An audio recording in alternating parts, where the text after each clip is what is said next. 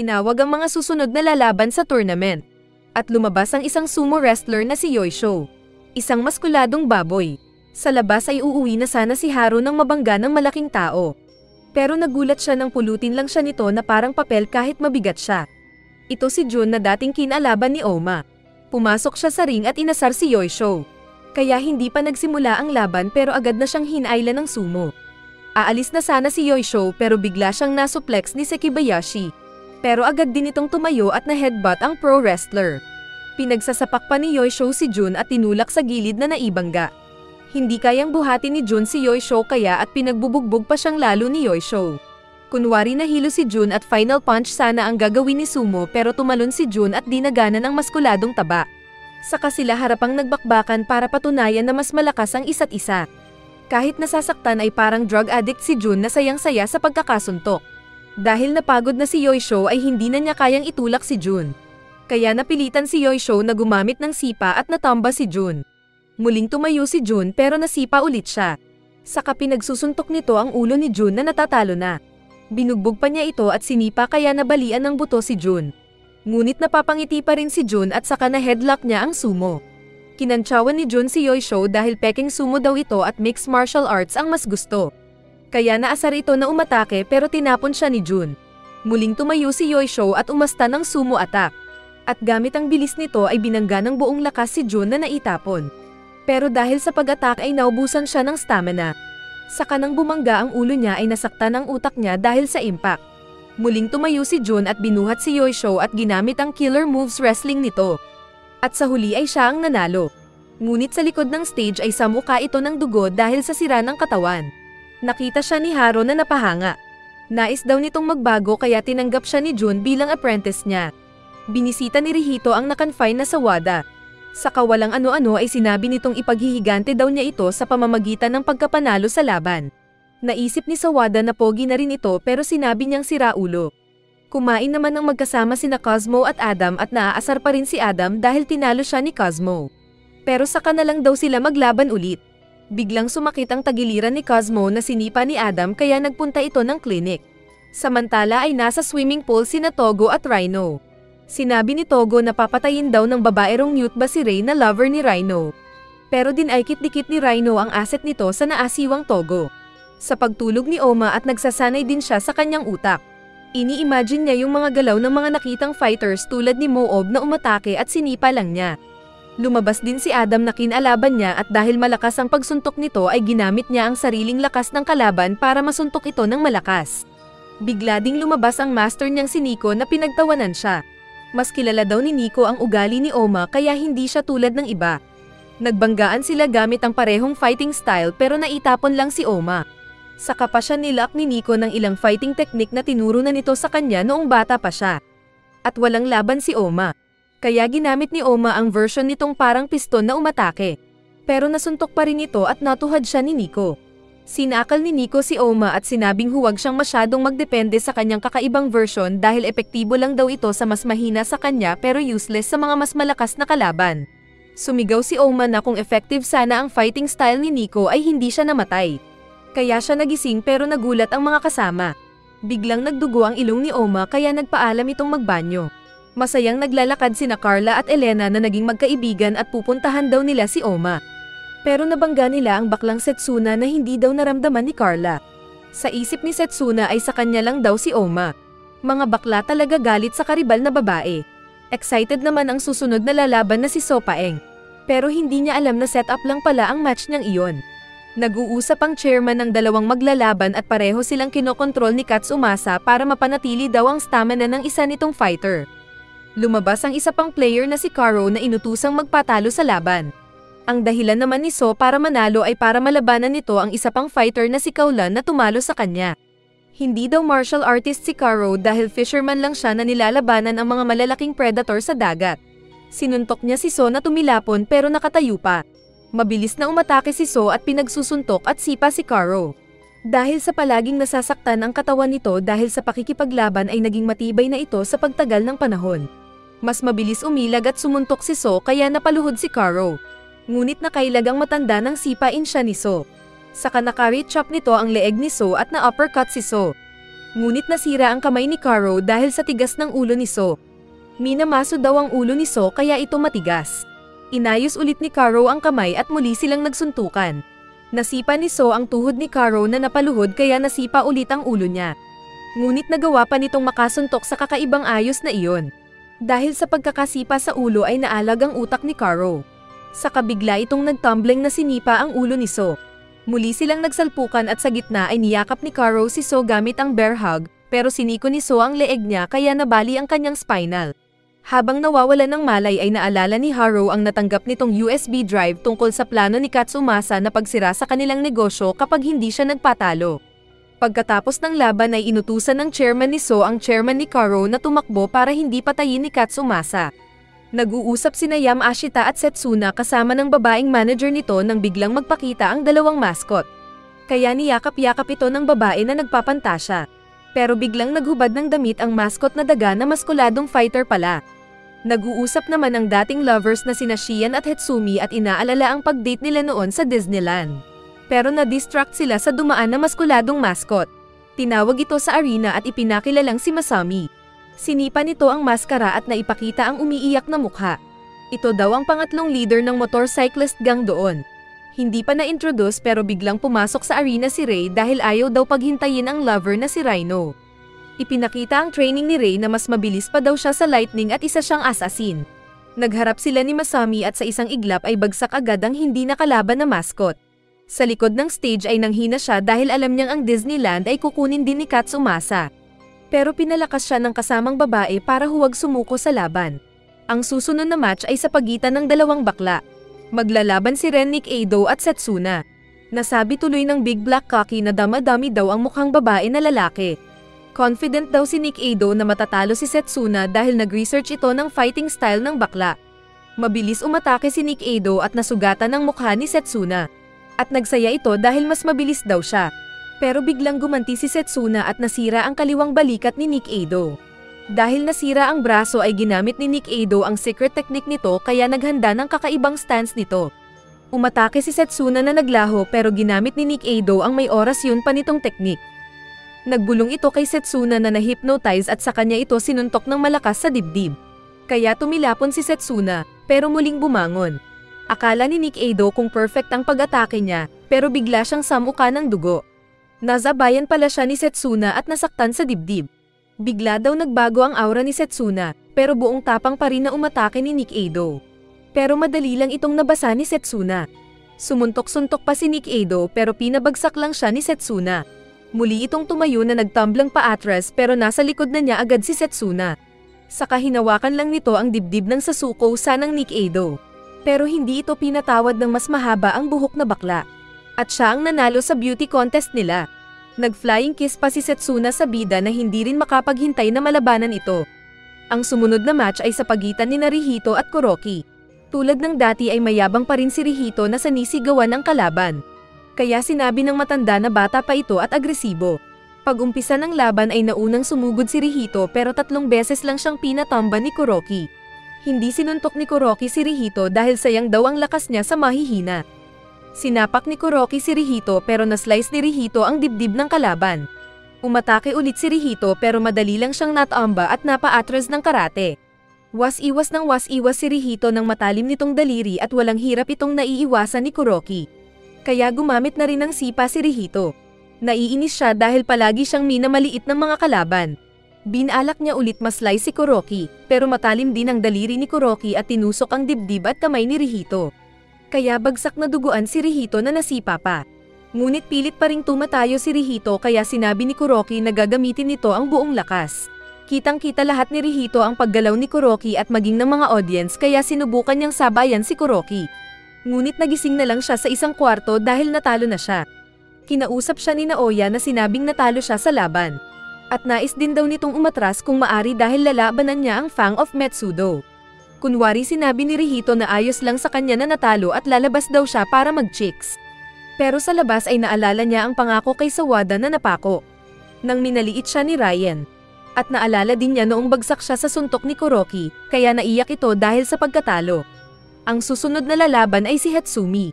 At sa Blissers ay natatakot si Yamashita na kapag natalo si Hatsumi ay masisira ang buhay niya dahil sa utang. Pero sinabi ni Oma na maayos din ang lahat. Lumabas si Hatsumi sa arena na agad inakbayan si Sayaka at mag-date daw sila. Pero tinabig ng babae ang lalaki at pinakilala naman ang kalaban nitong si Chiba. Pumasok ang isang nakatalukbong ng kumot na nagkunwaring matanda, pero si Chiba pala. Nagpakilala si Chiba na siya daw ang faceless fighter. Saka biglang nagiba ang itsura nito na naging si Jay lang na nagboxing-boxing.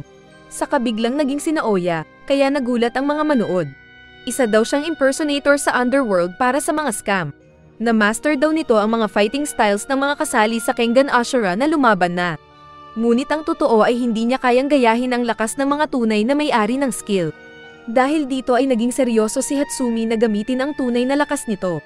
Mabilis na umatake si Chiba at ginaya pa ang fighting style ni Bruce Lee. Saka hinawakan ng kamay ni Hatsumi.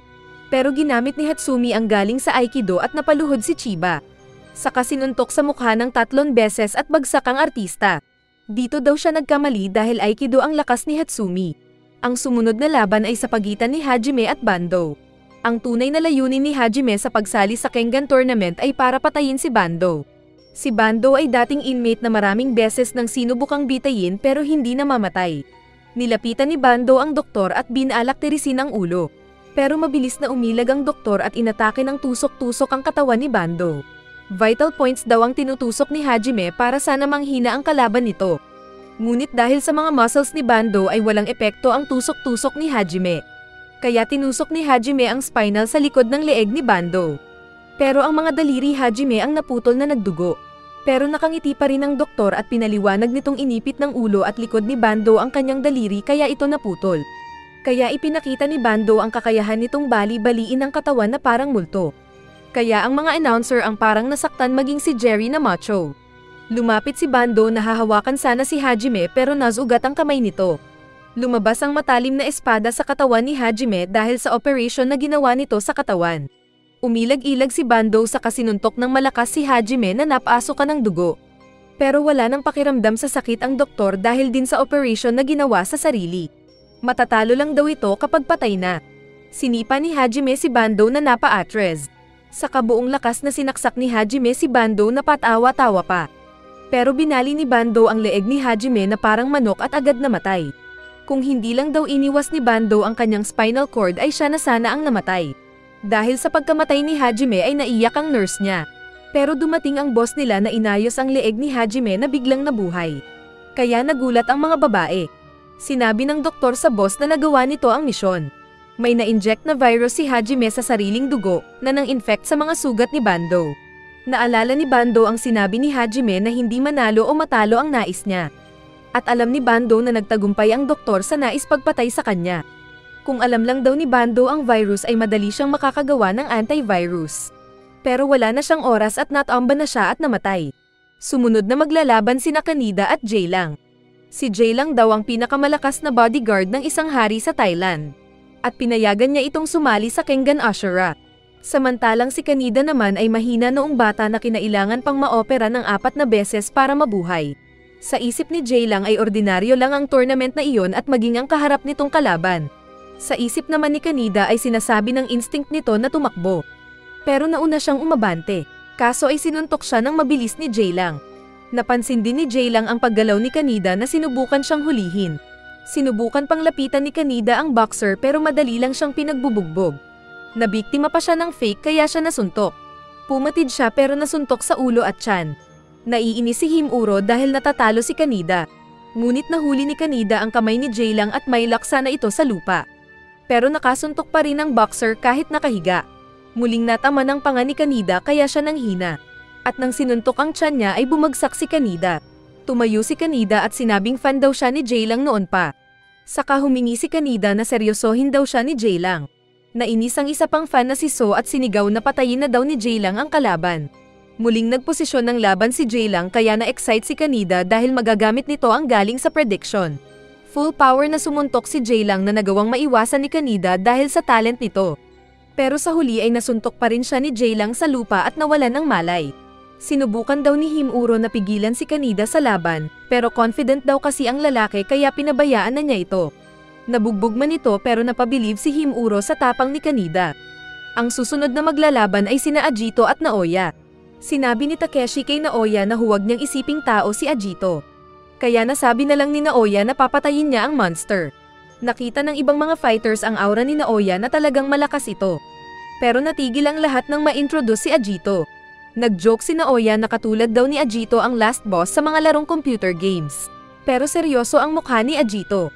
Binalak i-takedown ni Naoya si Agito pero natuhad siya at nasipa sa tuhod.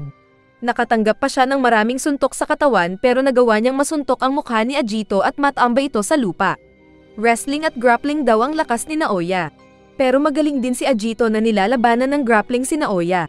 Nagawang mapatungan ni Naoya si Agito at sinusuntok ito.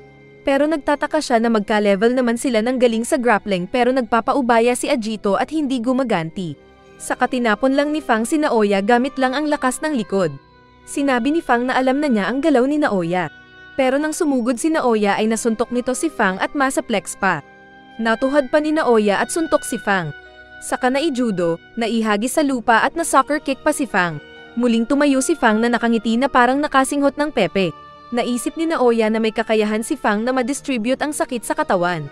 Kaya ginanahan pa siya sa laban. Mabilis silang nagsalubong at nahawakan ni Fang ang kamay ni Naoya sa kapinaulanan ng suntok. Nakakita ng opening si Naoya para yakapin si Fang. Pero sinuntok siya at nasuplex ni Fang kaya nawalan ng malay. Mas smash pa sana ang mukha niya pero tumigil si Agito at nasabing mas lalakas daw siya dahil sa paglaban kay Naoya. Sa backstage ay nag-usap sina Takeshi at Agito at sinabi ni Takeshi na siya ang mananalo para labanan ang champion. Pero biglang nagsalita si Oma na siya daw ang mananalo. Sinubukan ng bida na labanan si Fang ngunit naitapon lang siya sa isang tirada at nawalan ng malay. Dumating ang finals at maglalaban sina Cosmo at Saisho. Naisip ni Saisho na magkasing laki sila ni Adam na naunang tinalo ni Cosmo, kaya agad siyang dumpensa. Pero umasta ng santukan si Cosmo na kinagulat ng manunood. Umatake siya kay Saisho pero nazugat ang kamay ni Cosmo sa teknik ni Saisho.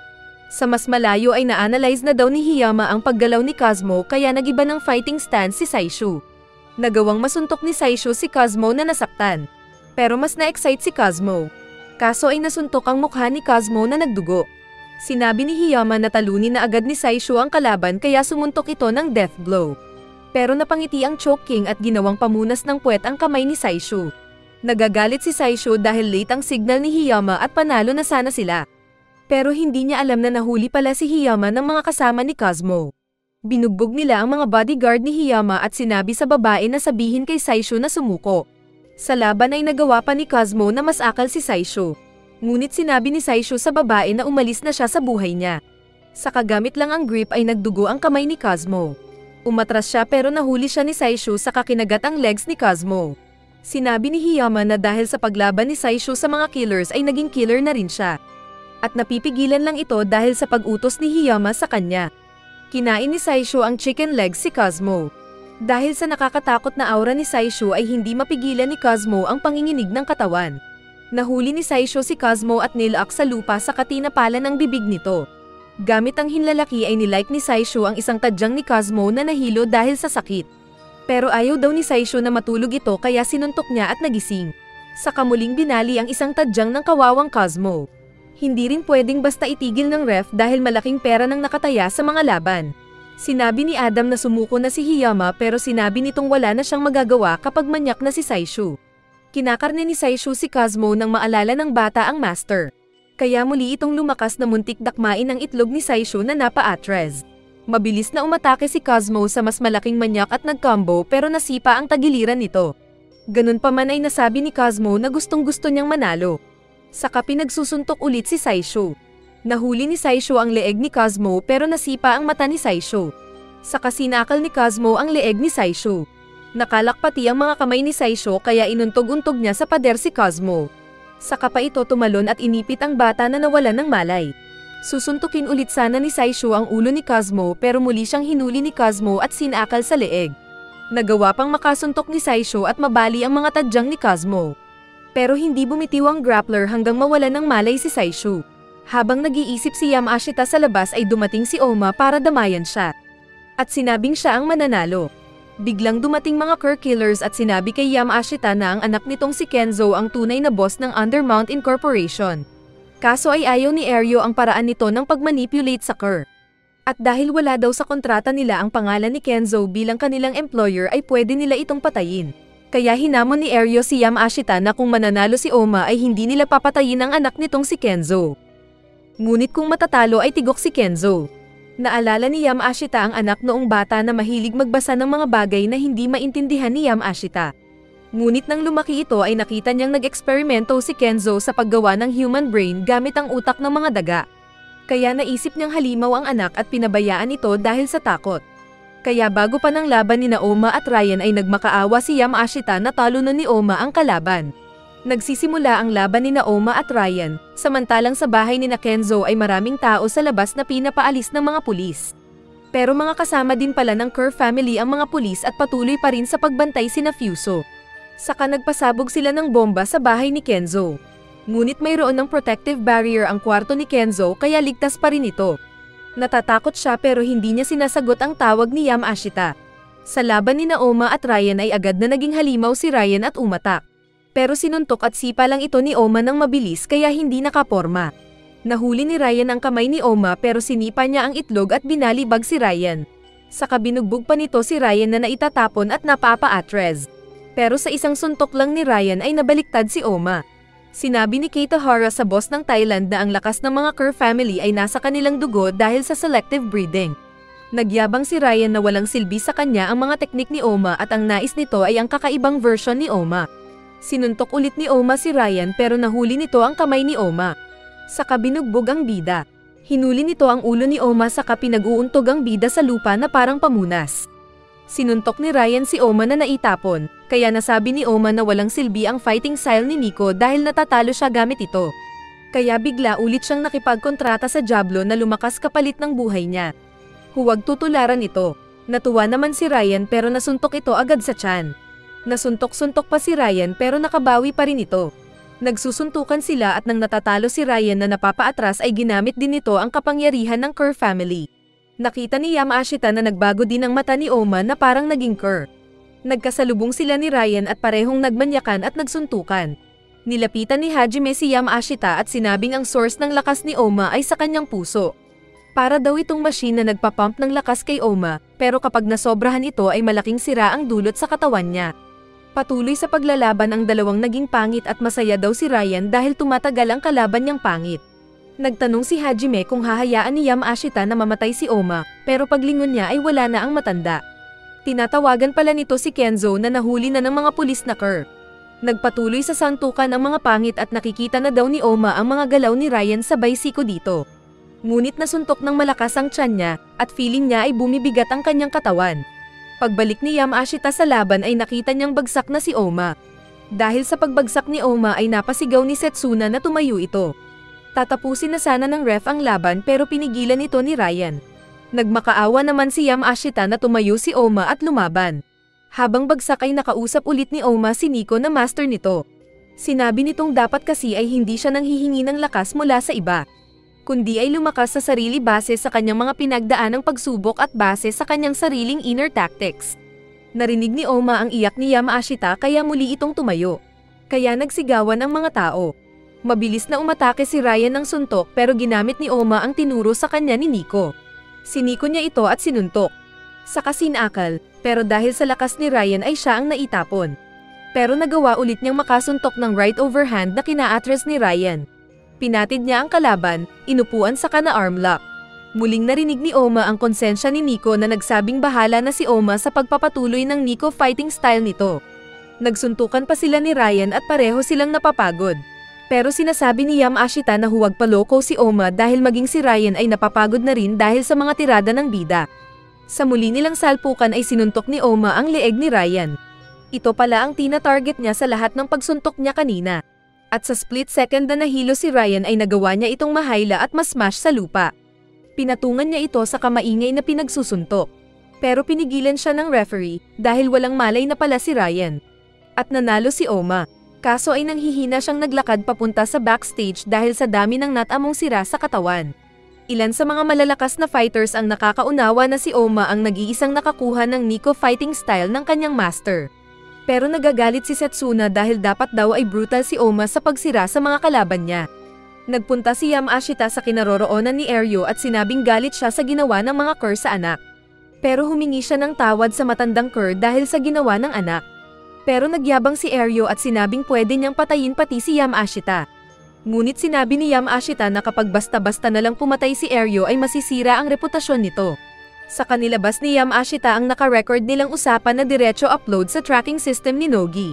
Tumayo si Yamashita at sinabing hindi niya papayag ang patayin ng sino man ang anak nito maging sina Oma at iba pa kahit pa ng Kerr family. Pero napansin ni Eryo na nangangatog ang tuhod ni Yamashita kaya napatawa ito. Sinabi niyang boring na daw paglaruan si Yamashita at pinakitang tinawagan na niya ang mga tao at cancel ang assassination kay Kenzo. Kaya sinabi ng mga peking pulis kay Kenzo na igalang nito ang tatay dahil siya ang dahilan kung bakit ito naligtas. Sinabi ni Eryo na bago pa man siya kinausap ni Yamashita ay nagawa na niyang matigil ang pagpatay kay Kenzo. Sa kapi napaalis na ang bida sa harap niya. Pero sinabi pa ni Yamashita na huwag daw siyang saksakin sa likod ni Eryo saka ito umalis. Kaya napaisip ang killer na tulad daw nitong mag-isip si Keitahara. Samantala ay masayang naghubad ng damit si Carla sabay sigaw na pwede na talaga siyang anakan ni Oma dahil malakas ito. Sabay hanap kay Oma. Tinawagan ni Yamashita si Kenzo at masaya ang matanda dahil nakausap ulit nito ang anak. Pinagalitan naman ni Kaide si Oma at sinabing nag-alala daw siya dito sabay blush. Sa kasama-sama silang umalis para maghanap ng makakain. At natapos ang series sa pagpapatuloy ng tournament.